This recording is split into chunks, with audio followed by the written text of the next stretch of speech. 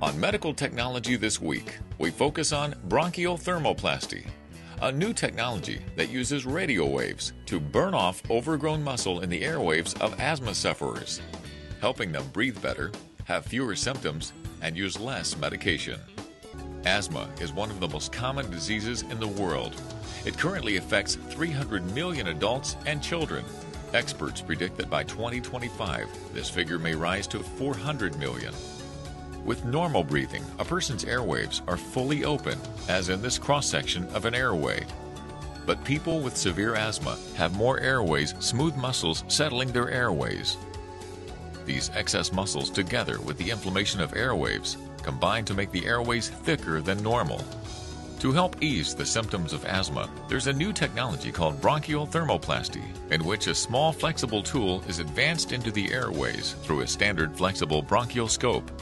It's placed through the mouth or nose, and no insertion is required. The device has extendable wire electrodes at the tip. When it is extended, the four arms of the electric anode come in contact with the airways and are laid against their walls. The expanded electrode anode will then deliver controlled radio frequency energy for about 10 seconds to hit the airway's smooth muscles. About a third of the targeted lung areas are treated during a single procedure. A total of 3 during a single procedure are currently needed for a complete treatment. Once the procedure is completed, the device and the bronchial scope are removed. The controlled energy delivered during the bronchial thermoplasty creates mild heat within the airway walls. That is designed to reduce the amount of airway smooth muscles, and by reducing them, the procedure reduces the ability of the airway walls to contract the nero during an asthma attack.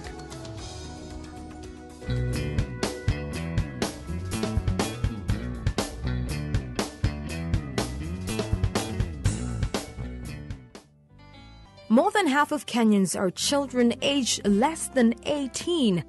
Many Kenyan children are subjected to conditions that undermine their chances of survival and ability to realize their full potential without leaving out good parenting. There's more to parenting because, again, our generation is changing. Our children are exposed to so much internet, so much TV, and the world we grew up might be different from what they are going through. And again, we know that people parent the way they were parented. And so if something was not done well, for example, if there was physical or sexual abuse, you might pass those wounds to your child because you'll be doing what you saw your parents doing. The main goal for most parents is to raise responsible and well-behaved children, but parenting can be quite challenging, especially when partners have different parenting styles. Parenting is very wide, and parents don't know that parenting is wide. Parents just think that it's so easy to bring up their kids, not knowing that there are basic skills that parents really need to know, which can help them during the stage of their children.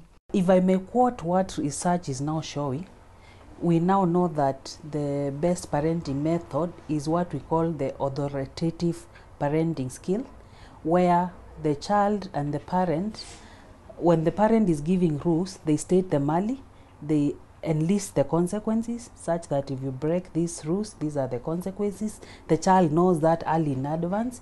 But again, we also emphasize on bonding, where parents spend time with their children, such that they are friends and they bond. When the child has issues, they can easily come to the parents and discuss with them. So that is the authoritative parenting, as opposed to the authoritarian, which is more of dictatorship. This is how things should be done. I find you doing the wrong thing, I just slap you. I've never told you that is bad. I don't give you a chance to learn. And if there are punishments, they are severe and they are enforced for a long time.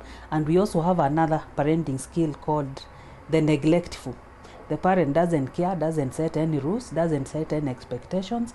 So the child becomes like the boss and they control their own environment. So both the authoritarian and the neglectful are bad for a child. You need to have the authoritative, where you discuss the rules, make sure the child knows the consequences early in advance.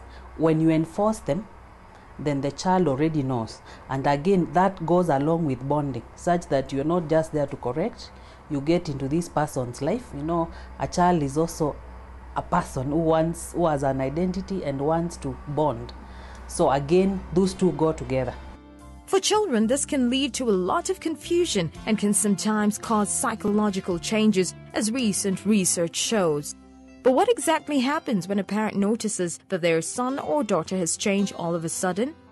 When you see some change in your child, you need to talk to them in a friendly atmosphere, find out what is happening, what is wrong. If you feel you're not satisfied with the answers you're getting, it would also be good to discuss with the people who are involved in your child. Because, for example, if you're a working mother, you go to work, you leave your child with a house help or a maid, you may need to discuss with them and find out whether they've also noted that, what could be causing that. If you're a school-going child, you need to discuss with the teachers, find out whether they have also seen that. So once you feel that this is now needs assessment, that's the time you can see, actually, we do not necessarily a psychiatrist, you can start with a psychologist for evaluation. If you feel now that is a disorder which will need the assistance of a psychiatrist, then they'll refer you to a psychiatrist. With the current tight schedule that most parents have and their working conditions, it has been a challenge for most parents to have enough time with their children. Most of the challenges, for one, especially for working parents, you find that you don't have time with your kids because you are always on move, work home. So you don't really have time for your kids and you don't understand them.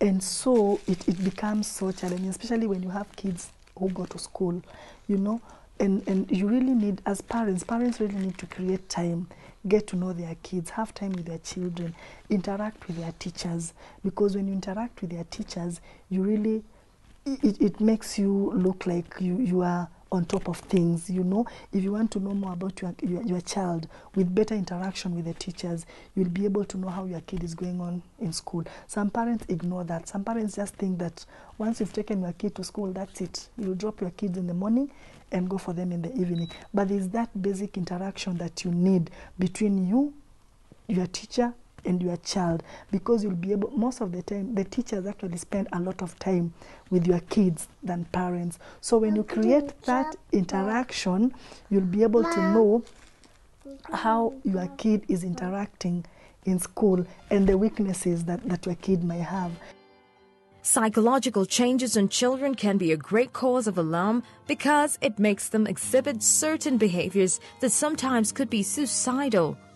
Research is now showing that even children and adolescents get depressed, and there's a lot of suicidal attempts and even completed suicides among adolescents. So if it's depression which is not noticed and the child has nobody to open up to, and they don't access treatment, they may end up with suicide. We've had adolescents commit suicide. The very young children might not actually understand that they can actually do something to terminate their life, the very young ones. But adolescent, pre-adolescent, there we are seeing it happening, and it's sad and it needs to be prevented.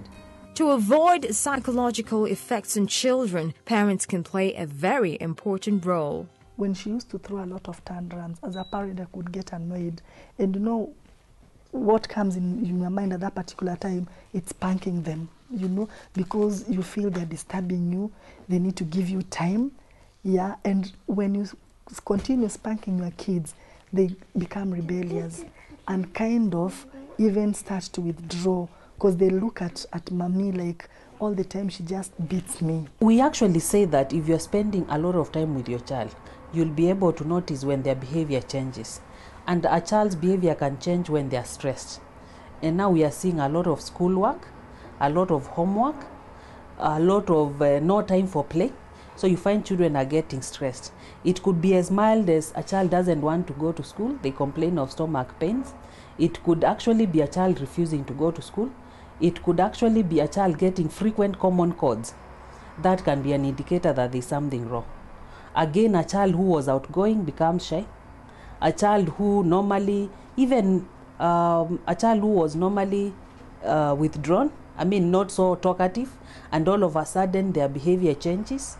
Sometimes, like when we have issues of abuse, even sexual abuse, children could change to over-talkativeness. So any change of behavior, again, when you liaise with the teacher if they're in school, the reports you get from school, the reports at home, the observation you make, you'll actually be able to notice when something is wrong. So it would be very good for every parent to just clarify, am I doing the right thing, or am I just parenting the way I saw my parents doing it? There are parents who did it the right way, but others might have not done the right way, and so if you just copy, you might not be sure whether you're doing the right thing. So it would be good to just understand what are the basics of parenting, in terms of you need to bond with your child, you need to set limits, you make sure they learn self-control, you make sure they learn social skills, they know how to be persistent on their task, they know how to work in a team, such social skills.